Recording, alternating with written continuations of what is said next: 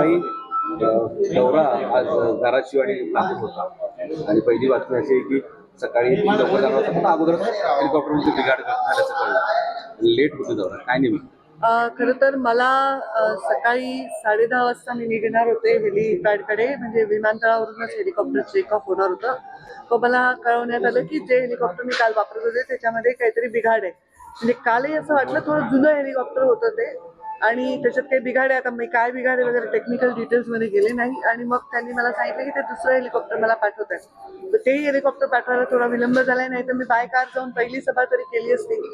तिकडच्याही लोकांशी मी बोलले, सभा रद्द करणं शक्य नव्हतं, लोक वाट बघायला तयार आहेत आणि खरंच आहे की आता ही कार्यकर्त्यांची निवडणूक आहे आणि त्यांच्या पाठीशी आम्ही उभं राहायला पाहिजे, त्यांच्या सभा घेऊन त्यांना ऊर्जा दिली पाहिजे, त्यांना ताकद दिली पाहिजे. तर मी चालले आता सभेला, लेट झालाय 2 तास पण ठीक आहे, लोक वाट बघायला तयार आहेत.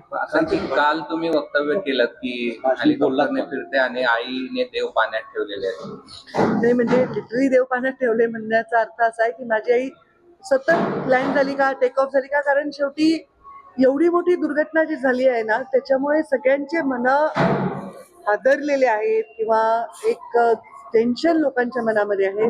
असंख्य कार्यकर्ते मेसेज करत होते, ताई विमान वापरू नका, ताई हेलिकॉप्टर वापरू नका, पण आता त्याला पर्याय नाहीये. शेवटी आम्हाला जास्तीत जास्त ठिकाणी पोहोचायचं आहे, तर कोणी काही काळजी करायचं कारण नाही. मी हेलिकॉप्टरमध्ये बसायच्या आधीच त्यांनी क्लिअर केलं होतं की हेलिकॉप्टरमध्ये काय प्रॉब्लेम आहे आणि बदलावं लागेल, तर त्यामुळे काही काळजी करण्याचं तरी कारण नाही आणि काम तर चालतच राहणार. चरेवेती आम्हाला काम करत राहावं लागणार. दौरा उशिरा का होईना सुरू झाला. हो, दौरा रद्द नाही होणार, काही झालं तरी दौरा पिका. कदाचित शेवटच्या 2 सभा रद्द होतील कारण अंतर खूप आहे, मी पोहोचू नाही शकणार बायकार देखील. अशी एखादी मोठी घटना घडते त्यावेळेस हेलिकॉप्टर असेल किंवा विमान असेल, लँड करत असताना काळजी वाटते, भीती वाटते किंवा काही मनात काय असतं? आता काल मी त्यानंतर पहिल्यांदा आले.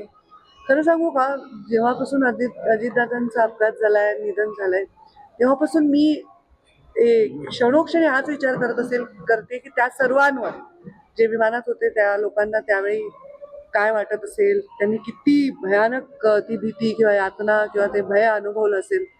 माझा स्वभाव आहे तो जास्त त्या खोलात जाऊन विचार करत होते. फार आमच्या घरात सर्वजण आम्ही खूप व्यथित आहोत, लहानापासून मोठ्यापर्यंत. आणि मला वाटतं महाराष्ट्रात बऱ्याच लोकांच्या घरी हेच चित्र असेल. अत्यंत वाईट वाटलेलं आहे लोकांना.